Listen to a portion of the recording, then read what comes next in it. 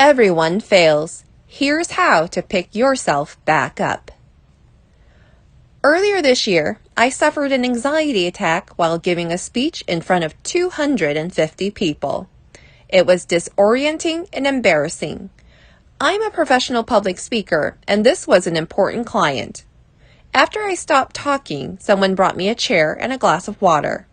I sat in front of a sea of murmuring, concerned faces, wondering if my public speaking career was over. Years ago, that would have been the end of the story. I would have slunk off the stage and returned the money. But instead, I put my hand over my heart and reminded myself I wasn't alone. I spoke to myself the way I would talk to my closest friend. How did I know to do this? In part because I spent the last decade teaching failure resilience to students. As it turns out, learning to fail is a skill like any other, which means it takes practice. Here's how you can approach a setback so that, to paraphrase Cardi B, when you're knocked down 9 times, you can get up 10. What's the worst that can happen? After I bombed that speech, my first instinct was to blame myself. How could I have let my nerves get the best of me? This is typical of women who face setbacks, research has found. When a woman screws up, she is likely to question her abilities or skills.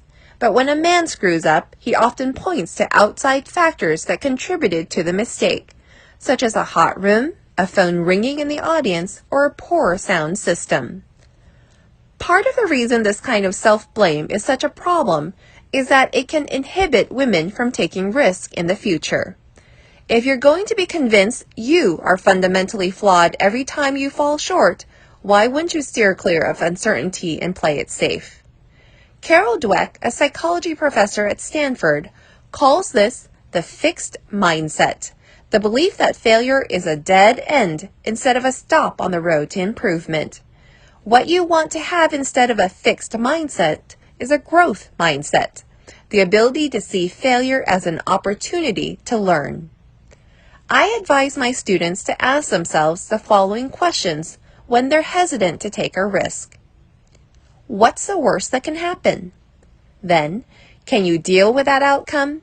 What resources do you have to handle it? What are some possible benefits of your failure, even if the situation doesn't work out?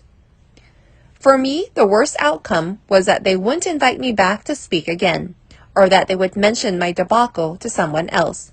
Could I deal with that? I wouldn't be happy about it, but I could manage. Meanwhile, I tried to focus on how this failure could make me a better person. Perhaps more empathetic to my students, many of whom suffer from anxiety, making me a more relatable and effective teacher. Being nervous about returning to the podium also pushed me to tighten up my lecture in ways I probably wouldn't have otherwise. You are more than your mistake. I may have bombed that speech, but I have also aced a lot of other speeches. I know this, and yet it became hard for me to remember in the moment. Instead, I was laser focused on what I'd done wrong, scanning the faces in the audience, imagining all of the ways they were judging me. This kind of distorted thinking is common, but there are ways to stop yourself from engaging in it. In my case, I reminded myself that I'd given a speech earlier in the day to a different group of students, many of whom told me I was the best speaker they'd seen at the school. This was my 3rd time speaking there, and I'd been invited back for a reason. You've also had a series of successes, or you wouldn't be so upset by a setback. Try to remind yourself what those successes are to soothe yourself after a misstep. The point is not to pretend a mistake didn't happen, it's to remember you are more than your mistake. Practice self-compassion. So, you've bombed. Who's being hard on you? It's probably not your boss, colleagues, or best friend. It's you. Now imagine it was your best friend who bombed. What would you say to her? Would you tell her she's a failure and she's never going to recover? Or would you tell her that she's had plenty of successes, that she will overcome this too, and that she might even learn from it? Self-compassion is the practice of offering yourself the same grace you'd give to others, and it's linked to reduced shame and anxiety in the aftermath of a setback. Women tend to have somewhat less self-compassion than men, meaning we're more likely to use criticizing ourselves as a path to penance and motivation. Just like failure, self-compassion can be learned. Here are 3 easy steps developed by Kristin Neff, a professor at the University of Texas at Austin. Note how you feel without exaggerating or denying your feelings. After my panic attack, I tried to avoid inflating what happened. My career is over, or pretending it hadn't. Just keep going, you're fine. Instead, I tried to connect with the truth of the present moment. I felt embarrassed and scared. Remind yourself you aren't alone. I am certainly not the only person to panic in front of a crowd, and telling myself I would have only exacerbated my shame. Instead, I reminded myself that I was a regular human being and this happens. I even thought of Dan Harris, an ABC News anchor who famously suffered a panic attack on live television and now hosts the positive psychology podcast, 10% Happier. Imagine what you'd say to a friend in the situation. Then direct those words at yourself. What I would have told my friend? You can't control what's happening right now. You gave 2 other speeches today that your client loved. People will understand what happened tonight. In my case, I channeled this self-talk into the courage to continue.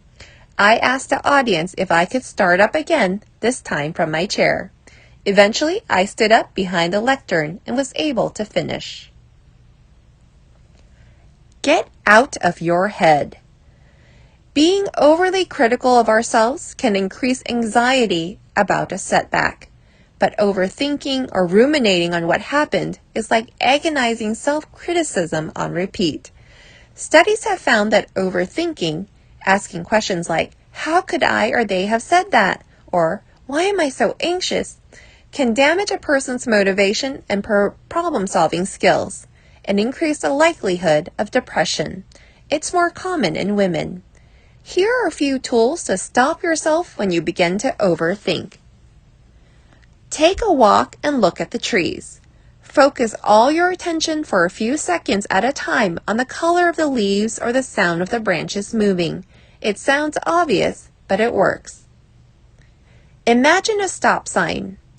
When you catch yourself overthinking, this image can make your brain stop its machinations. Remember what's good in your life. What are you grateful for right now?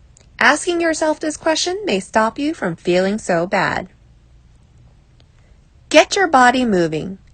Anything that gets you out of your head, working out, cooking a tricky recipe, or condoing your closet will help. Practice risk-taking.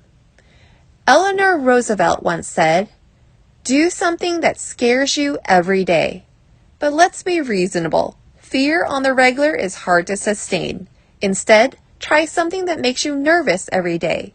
Failing well takes courage, but it is also something you can get better at. Here are a few low-stakes ways you can flex and strengthen your failure muscle. Ask for a different table at a restaurant. Volunteer for a project or a task at work that makes you nervous but doesn't terrify you. Ask for a free upgrade on a plane or in a hotel, or ask for a discount on anything. Try something new like ice skating, knitting, or fixing a broken faucet. Real change happens in small increments and often not very flashy ones.